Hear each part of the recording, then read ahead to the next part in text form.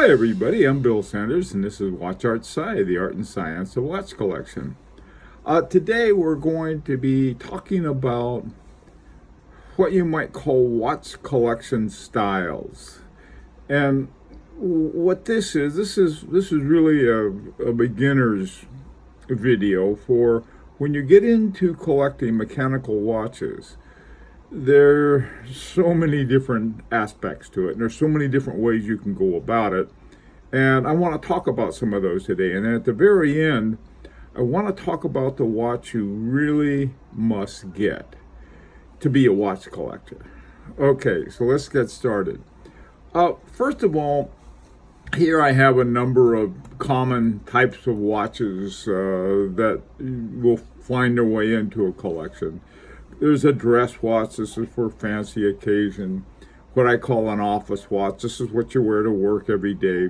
Sports watch. This is for more active kinds of things that you might do. A travel watch. This particular one is a world timer, and so you can see all of the times in different parts of the world. And finally, over on the far right is a tonneau, and a tonneau is simply a shape that's sort of like a rectangle, but sort of round. Some of them are rectangles. Tonneau is sort of a type of shape. All right. So what I want to do, I want to take you sort of through a story, I guess, of how we think about collecting watches. Now, when I started collecting watches, there was something called the Holy Trinity. And the Holy Trinity, it was supposed to be the very best watch brands. And it consisted of Patek Philippe, Audemars Piguet, and Vacheron Constantin. And I thought, well, I'll get those. I'll get a Holy Trinity. Well, the problem with the Holy Trinity is that they're very expensive watches. But I found, well, they had some on the used market and pre-owned and vintage and so forth. And so I thought, well, I'll start off, and I got a Patek Philippe, and I was very fortunate. I got a great one. It's a little Calatrava.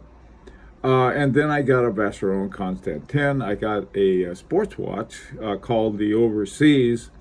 And then I really wanted a moon phase watch, so I got an Audemars Piguet. Well, of those watches, I only have the Patek Philippe left. I traded the Audemars Piguet that I got with the moon phase. It was a little too small for me. I really never quite liked it. The Overseas that I had, I loved that watch, but there was another one I wanted to get, and sometimes you have to get rid of a watch to get a watch, and I got the one like that. It's called the Historique Americaine 1921. So I mean, going in that direction is there's certain things about it that are helpful if you know nothing, but on the other hand, it's very limiting, and I think it's unrealistic in a lot of ways. Okay, so let's take a look at some of the other kinds of things that people get. Now, one type of collection is one that represents sort of a type of watch. These are called pilot watches, and they're really watches that come from almost the old-fashioned way of flying. One of the most important things for a real pilot's watch is a dual time, or what's called GMT time. And the reason for that is that for real pilots, they have something called Zulu time, which is GMT time. And all of their scheduling and everything else is based on Zulu time. So anyway, but some of these watches have it, some of them don't, but they're all considered pilot watches mainly because of the style. They're best pilots. The same is true with divers. Diver watches are very popular, and but most people don't dive with them. They're referred to as desk divers.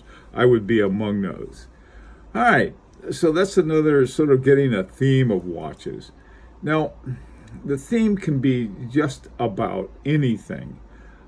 This one I picked up on has to do with the movement. There was a movement called a Jaeger caliber 736, and it's still a bit of a mystery to me because it was done by a company called Jaeger-LeCoultre, and the guy who made it, I think his name was Jean-Philippe Jacquet, and the other work that had been going on with Jaeger-LeCoultre had all been assemblers. So they assembled what are called iboshes, which are different parts and so forth. Well, as far as collection is concerned, they don't make this movement anymore. The reason I liked it, it was shaped. The shape movement means it's the same shape as the watch, and these are all rectangular or semi-tonneau shaped. The three there that I have is one is a Dunhill, the other is a Maurice Lacroix, the other is a Philippe Dubois. And all three of these watches have the same movement. And I like that, so I thought, well, I'm going to collect these. They could be anything that makes you happy. Also, too, they didn't cost as much as some of the more expensive watches. All right, now another thing, if people like brands, they got to have a certain brand. These watches are all from H. Moser at Sea, and they're all different. You have one at the lower left is a Wandering Hours, and you have one at the top with a more of a sporty watch called the Pioneer. At the bottom, you have a perpetual calendar with a moon phase, and in the top right's one they call the Swiss Alps, which is a squarish shape, looks something like a Apple Watch. All right, so is this what people like? It's okay. I mean, there's no rule that says you have to do anything. You can collect any way you want to. All right, another type of collection is a maritime. Now, there's different kinds. There's divers for watches that are supposed to go underwater, and they're maritime for those who are supposed to stay afloat. Again, two of my favorite over on the far right, one's called the Yacht Master, and the one on the upper right is called the Regatta. And they're just cool watches because they have a time, something goes backward and then they go forward. Now, the one over on the far left, top, does the same thing, but costs a fraction of the price. In the lower left corner, there's Maurice Lacroix, and then in the middle, there's Bulgari. All of them sort of are characterized as either yacht watches or something like that. Whether they have a yacht or not, that's another matter. All right, so I mean, if people like those, they like them. What does it matter? All right, now, okay, so in terms, this is for beginners, and so for what I wanted to do, I said, let's take a look at the watch that all collectors must have. Now, the watch you're looking at, they made one of them. It's called the Icon watch, and it was really a satire on sort of these types of things that the watchmakers would put in their watches that were had a great deal of creativity. They would put in a blue and red bezel, call it a Pepsi bezel, something like that. A certain type of numbering, certain types of cases. There's a crown guard on the far right and so forth. In other words, and then in the middle at the bottom down there is a tourbillon. The hands are called brigade hands. All right, now these are stereotypes. If somebody says you have to have an Acme watch, and Acme being sort of a name for anything, you don't have to have an Acme watch. You can have any watch, any type of watch, any brand of watch, any price of watch. Now we are talking about mechanical watches. We got to sort of stick with that. You can have non-mechanical, but for collection purposes, we're talking about mechanical watches. And the watch that all collectors must have is the one they want. You see a watch and you look at it, you keep going back, you try it on, you like the looks of it, everything about it you like, that's the one you should get. Now, there's not all people, I suppose, wear everything they collect. I do. I mean, if I'm going to have a watch for collection, I want to wear it. I want to enjoy it. My latest in the collection is this Dunhill. And the Dunhill, the reason I got it is that it has a 736 movement. Beginners have, again, you have all of this advice. A lot of it's pretty bad. I mean, I'm giving advice. You don't know if it's any good or not. You're a beginner. If one of the things that helped me out was called the Grand Prix d'Horloge de Genève. It's a GPHG. And they have a web page called gphd.org. And what it is sort of like the Academy Award of watches. And so what happens is this, every year they have judges who are watchmakers and style people and artists and so on and so forth. And they have these awards. And the ones that get the awards are judged to be the best of the best. Right? And they have all these different categories, just like the Academy Awards, one for the best actor, one for the best movie, one for the best screenplay, so forth. Well, they have it for the best different kinds of things, jewelry watches, ladies' watches, the best men's watch, the certain types of complications, the chronograph watch. There are all kinds of things like that. And so I thought, well, I'll take a look at those watches.